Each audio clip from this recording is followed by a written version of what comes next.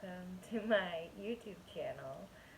It's still weird to say, but I am happy to be here and to be sharing this journey with all of you. So, before I get into all that, I want to introduce myself and my family to those of you that may not know me or may not know me now. So, my name's Brianna Beisch. I am happily married to my husband, Zach Beisch. We are high school sweethearts, so we met when I was a junior and he was a senior at the same high school. And we've been together now for about 8.5 years, I think. Yeah. And we've been married for 2 years. Yeah? Yeah. 1 year? 2 years. It's 2021, so 2 years. Um, I am in grad school right now to become an occupational therapist, and I have about a year of that left, so I should be done next year, so 2022, in probably like May or June. I'll be done with that completely and be able to take my exam to be an occupational therapist, which I'm very excited for. And my husband is a crane operator. Oh my gosh, my stomach's growling. And he's been doing that for, I don't know, like 6 years now? Seven, probably 5 or 6 years. Um, and he, with working in construction, he kind of has been all over the place. So sadly, right now, he is not at home during the week, so he's working away. And thankfully, we have a trailer, so he's staying in our trailer on the job site. And I am home by myself, other than our animals, during the week, and I see him on the weekends, which that can kind of contribute to some things I'll talk about later. But we have lots of animals. We live in kind of the hills near Napa Valley, off the beaten path for sure, which means we kind of have a long commute if we want to get wherever we need to go. Why he's not here is because the commute is too long, but we absolutely love where we live. I think it is just beautiful. We live near a river, and we just have land for our animals to enjoy. We have two dogs, Daisy and Leroy, which are in our profile picture probably. Um, and they are great. Daisy is 4 and Leroy is 1. And they are German Shepherd and Rotten Shepherd. And I know throughout this journey you will be able to see them, but right now I'm trying to keep them out because they make lots of noise. And we also, in December, we got 2 kittens, Comet and Dasher. There they are barking. But Comet and Dasher, and they are super sweet and cuddly little kitties now. I don't know how old they are now, but they're not 1 yet. And then we also have 7 laying hens, so we have lots of eggs all the time. So many that I need to bring some to my family. But that is a little about us and where this is all heading is this is going to be a documentation channel of our fertility journey, which started all of 2 weeks ago. Um, the way kind of our journey has gone or is going so far is a little different than most infertility journeys, I would say, but at the same time, I don't know, because I think there's been this stigma around infertility for so long where people just don't share this information or don't feel like safe and supported sharing their story. And although that's changing, and I think a lot more people are choosing to share their story or joining Facebook groups or whatever because you desperately want to find that community and people like you and people going through what you're going through, because there's literally so many unknowns that it's terrifying. I mean, in the past 2 weeks, I've done so much research and done everything I could to try and find at least one other person out there in the world that's gone through what I'm going through, just to have a better outlook on what is this all going to look like? What are our odds, you know? How are these next few years going to be? And that's why I'm here, and that's why I'm sharing my story, because I think there has to be other women out there that either are on the same journey as me, with fertility or infertility, or a similar journey. I mean, literally, if you're going through infertility, like, we're all in this together. It is big and scary and beautiful all at the same time, because, you know, this is how we are going to become a family one way or another, and I'm coming to terms with that. It took me 2 weeks and a lot of processing to be able to be here and be able to do this video. So diving a little bit deeper into that, I have been feeling, I would say for like the past 5 years, I've been feeling this like fear and anxiety around fertility. I don't know why. It's just like I felt like something in my body was wrong. Something was going wrong. I have a retroverted uterus, which, for those of you that don't know, your uterus is supposed to kind of sit like this, like on top of your bladder, but mine is not there. It's like backwards, like into your intestines a little bit, and then mine is also, so if it's backwards, it's into the intestines, but it's also in half. So I was like, oh, it's that. That's what I'm concerned about. Even though there is nothing to be concerned about, I've asked doctors in the past, and they said that shouldn't be a problem with your fertility at all.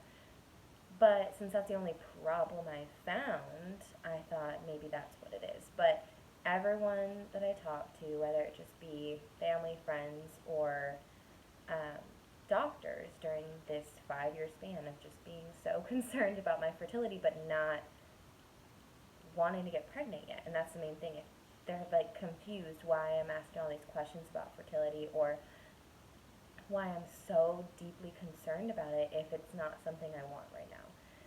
But I have a planner, so if I know that I want something in my life and I'm concerned about it, like, I need to do the research and figure out what's wrong. So for a lot of reasons, I decided to go out on my own and do hormone testing. So I ordered through Modern Fertility, which is a company that will send you a test kit, and you do your own blood samples, which was a nightmare in itself. And seriously, like, I hope God is with me throughout this whole process, because I could barely prick my finger. So if shots and things are in my future, which they may be, this will be a long journey, but it's worth it. So anyways, you prick your finger, you get the blood samples, there's 2, and then you send them in, and then they do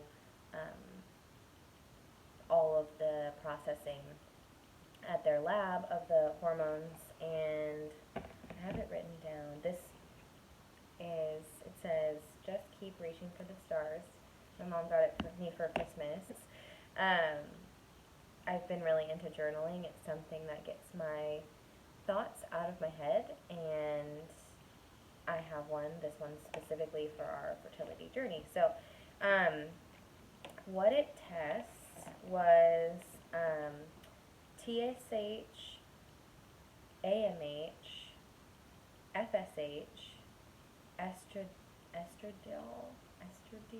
I don't know how you say that, but that's basically like testing your estrogen, I think. LH and prolactin. So I had 6 that were tested, 6 hormones. TSH is checking for your thyroid, which mine was normal. It was about 1.4 4.6, which that is a lot lower than it's been in the past, so I was happy to see that. I have family history of thyroid problems, and so I was really happy to see that. I really thought that was going to be the problem, but it wasn't. AMH is anti-Mullerian hormone, and this is the hormone that can tell you or give you insight on your ovarian reserves, which is basically how many eggs you have left. So you start with all of your eggs when you're born. As girls, we start with all the eggs we'll ever have. And there's like a million or a couple million, I think. And then by the time you hit puberty, you've already lost like half of those. And then once you hit puberty, then you're losing some every month because you're ovulating. And I hit puberty when I was 13 or 14, I think. But at the same time, I also had horrible cramps and periods, and so I started birth control really young. So that could have been something I was concerned about too, the effects of prolonged birth control use for the past like decade. Anyways, AMH tells you how many eggs you have left. So you have half at puberty, then you're losing some every month. I hit puberty about a decade ago, so been losing a little bit since then. But this level should be, I think, in the high threes at this point. That doesn't mean 3 eggs. It just means the AMH hormone level. They have a normal range. This range says it's 1.02 to 14.63. Somebody my age, 25, this is supposed to be like my prime fertility time, and so they're, hoping for normal numbers, and then it continues to decrease as you age, and to where it drops off right before you hit menopause. Your AMH levels are going to be below 1, extremely low, all the way fading out to almost nothing, because if you're starting menopause, that means that your ability to get pregnant naturally is over because your eggs are gone. So, all of that being said, AMH was my problem where there was issues. So, my AMH number was 0.22 nanograms per milliliter, so that's US numbers. And like I said, it should be between like 1 and 14. And my age, at least, like minimum, should be like 3, which would say that we have, I have a lot of eggs and everything's healthy and I'm at the prime of my life to make a baby, but that is not the case, because 0.22 nanograms per milliliter, when I looked at all the research, that number is either not in research, because it stops when people are like 45 and they have maybe 0.45. So I wasn't feeling like I was being kind of represented in research, because I'm 25 and I have this low number. So mine is lower than somebody who's 42. So in your mid to late 40s and early 50s, that's when you're kind of anticipating that you're going to go into menopause. When I got these results, and I literally researched for hours and hours for many days what low AMH means and all these things, and if it could be increased, which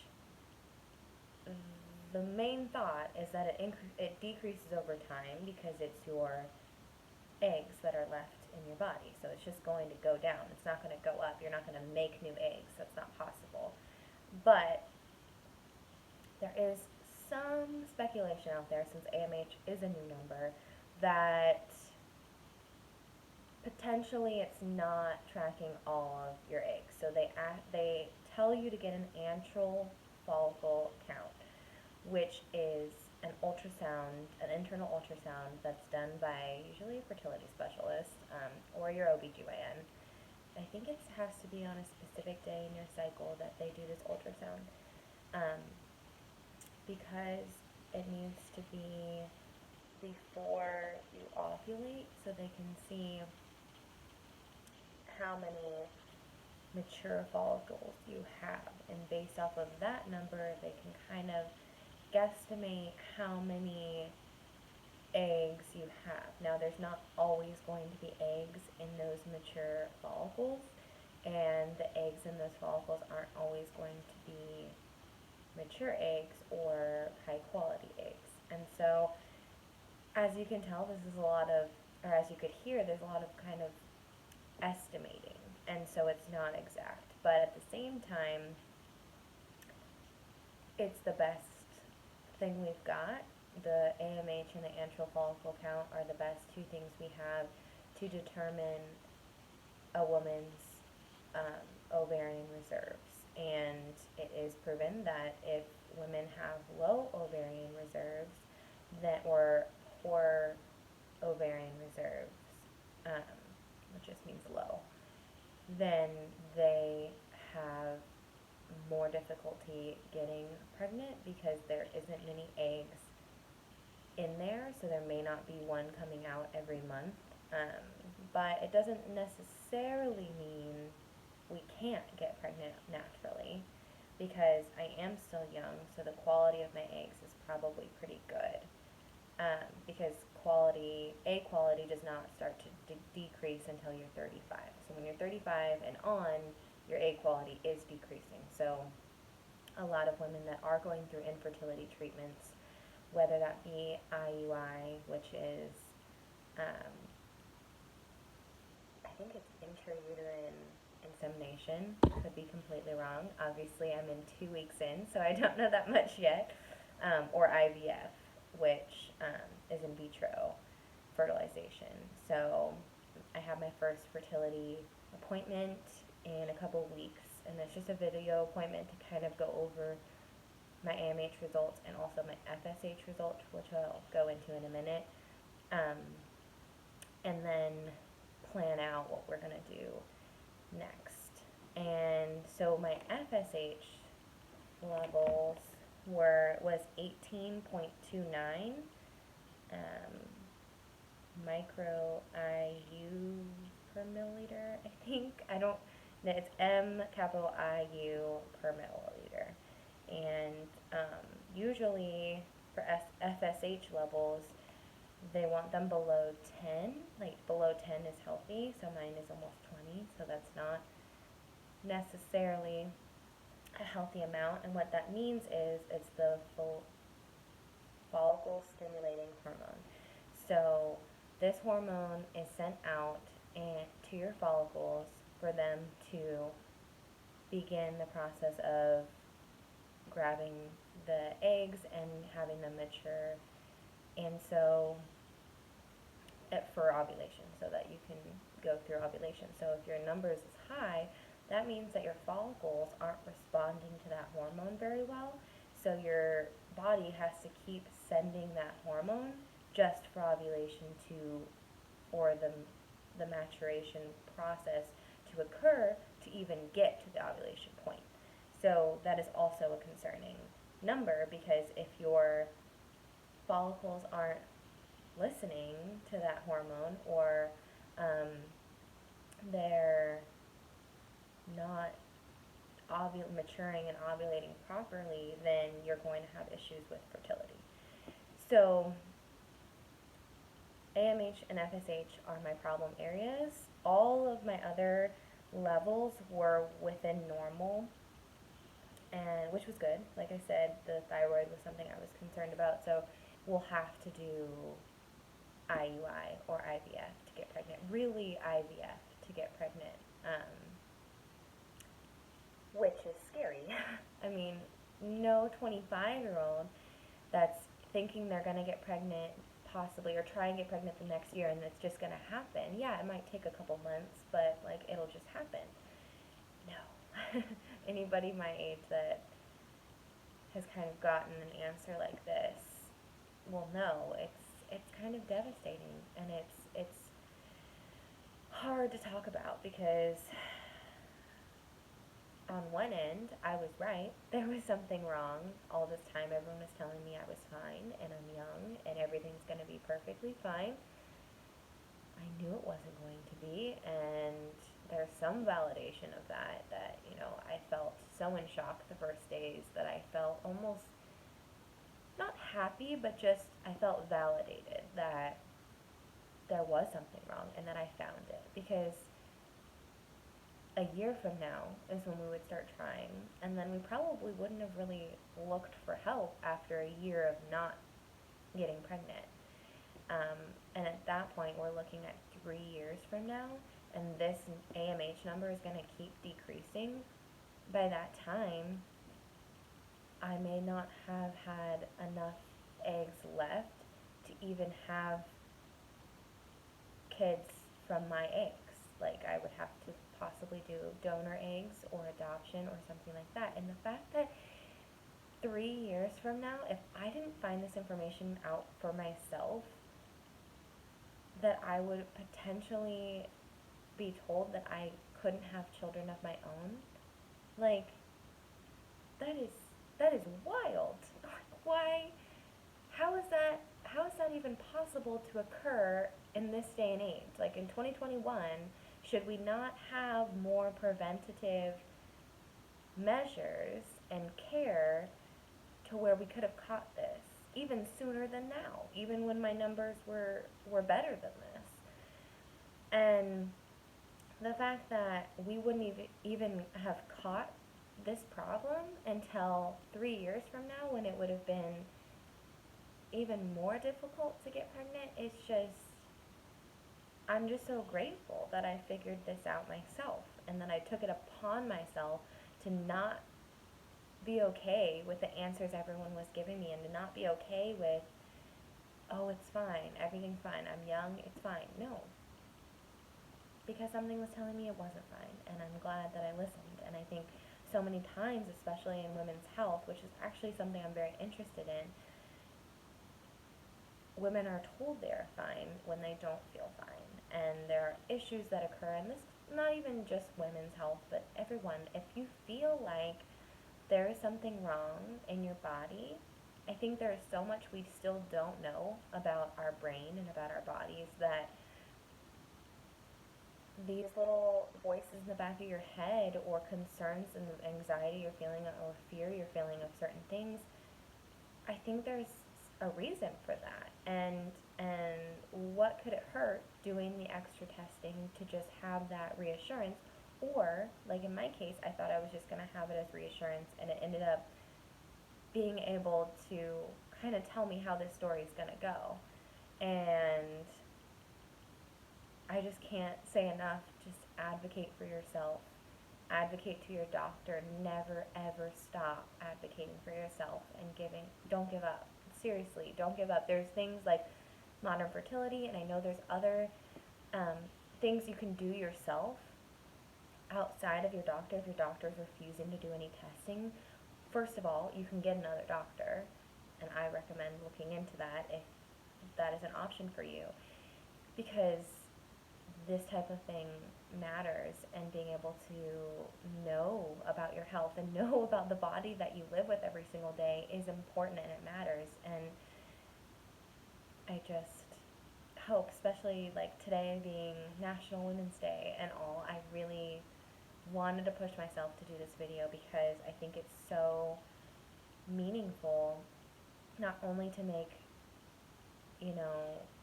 publicize my infertility, but and make space for infertility and kind of break the stigma of infertility, but also to talk about how I found these answers. I still don't know for sure if I'm going to be able to have children of my own, but the odds are good, and so I'm happy that the odds are good. I'm happy that I found these answers now, and we're able to kind of start this journey before we were even really ready to.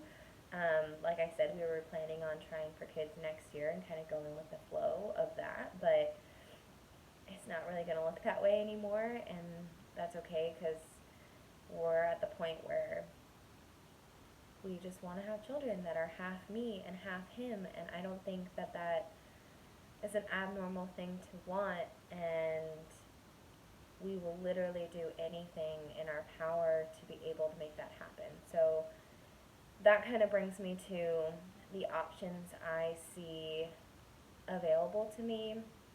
And of course, I'll do an updated video when I meet with my doctor and we actually decide on the options that are there.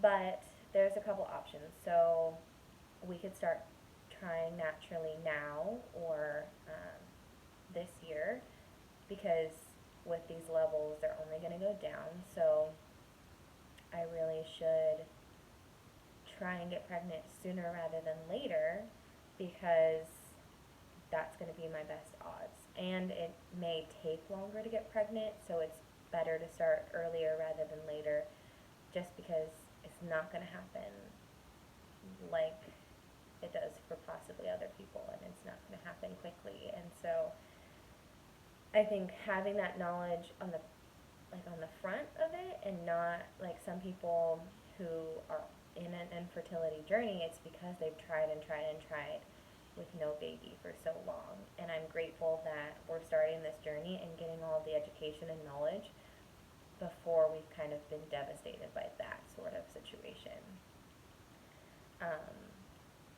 But that doesn't mean that that's not in our future, and that doesn't mean that that's not how our story is going to go. And I think just preparing myself for that and my emotions for that is the best thing that I can do. And so trying naturally sooner rather than later is an option. And then egg freezing is also an option. So my eggs, because of my age, are really great quality, and even though there's not many of them in there. And so what we could do is go through the process of egg retrieval, which would be very similar to IVF, or the beginning of IVF, where you are taking hormones to be able to try and increase the amount of follicles that will release an egg that cycle, because they want to try and retrieve as many eggs as possible to better your odds for IVF. And so if I were to do egg freezing, I may not go straight to IVF where we do everything outside of the body, but I can still get those eggs retrieved, and we can freeze them and save those healthy eggs for later, because we know for sure that we want 2 kids, but we would love a boy and a girl. That doesn't happen. I think our max is kind of 3, and so if 2 are the same sex, then we'll try for a third. But that was our planning before all this happened. And if I want potentially 3 kids with my levels and kind of how that would look in the next 5 years, with kids spaced out and everything, it's just my odds of having 3 children is low, naturally, and my odds of conceiving 2 children naturally are very low. And it doesn't mean that it's not possible. It's totally possible, and that's why I'm glad that we're starting with a fertility clinic now. But the egg freezing is intriguing to me, because then I'll have some peace of mind, and we'll have some reassurance that if this doesn't work, if trying to get pregnant naturally doesn't work for us, we have these eggs frozen to be able to use for IVF. And last but not least, IVF is the option that we have in front of us. And highly doubt they're going to recommend that, first off, because we haven't even really tried naturally. So with that being said, they probably would like us to try naturally first and see what happens, but still monitoring, these levels as we go. But I think I would feel better if I went through the egg freezing process, because then I know that no matter what happens in the coming years, I have those eggs, I have my eggs frozen and able to be used for IVF. And um, I'm hoping, I mean, you know, the positives and the best case scenario would be we try naturally and we get pregnant, and then after we have that baby, we try naturally again and get pregnant, and you know, we have our 2 babies, and I'll be extremely happy. I mean, I'll be extremely happy with 1 baby, honestly, because I just want, I just want a family, and I just want this so badly, and I want it to be my turn to be a mom, and it's not going to look like it did maybe for my friends or my family, but that's okay, and we are just gonna stay high, keep our heads high, and hopeful, and take it step by step, and share every step of the way with you guys on this channel. So if you want to be a part of this journey with us and kind of see how my appointments go, I'll probably be, if I'm not going to film, if I'm not able to film my actual appointments, then I'll do debrief videos about how my appointments went, what we talked about, questions, and things like that. I do have an email on this channel if you have any questions, or if you are my age or have similar AMH or FSH levels. I really urge you to reach out. I want to build a community, not just on this channel, but in the world, and I want to be able to help someone join a community if they're not. I've joined a couple Facebook groups of women who have low AMH, just because that is something that is helpful for me to see their stories, and especially I found a couple people that are in their like 26, 27, so I am finding people that are in the similar boat to me, and I want you to feel like this is a safe place for you to share. So I do urge you to use that email to tell me your story, and you know, start the community now. And I can tell you the community and the Facebook groups and things that I'm in, and the research and things that I've done. And then also just subscribe to my channel if that's something that you're interested in, if you're a family or friend of mine that just wants to follow along our journey, or if you are on an infertility journey yourself and this seems like something that you would be interested in following, please do subscribe. And I'm not trying to become famous, I'm not trying to do anything like that. This is very therapeutic for me to be able to share my story and just have it be out in the open, and I think it's helpful to me to be able to update people in this way, because it's a lot of stress to try and tell everyone, you know, your situation, and I've told my parents and his parents and my sister-in-law and my best friends, and each time I had a conversation, it was hard, and each time I tried to explain kind of where I'm at now. It was extremely hard, and I think that is easier for me to be able to update everyone through this channel, friends and family alike, so I don't have to make 1,000 calls after each appointment and update everyone as we go.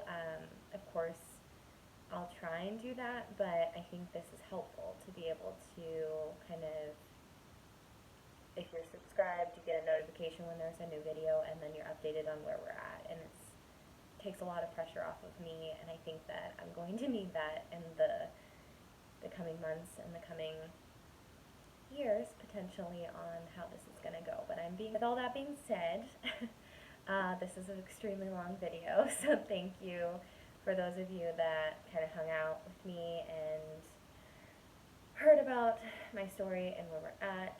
And thanks for watching, and I hope you have a wonderful rest of your National or International Women's Day, and I will see you soon. Bye.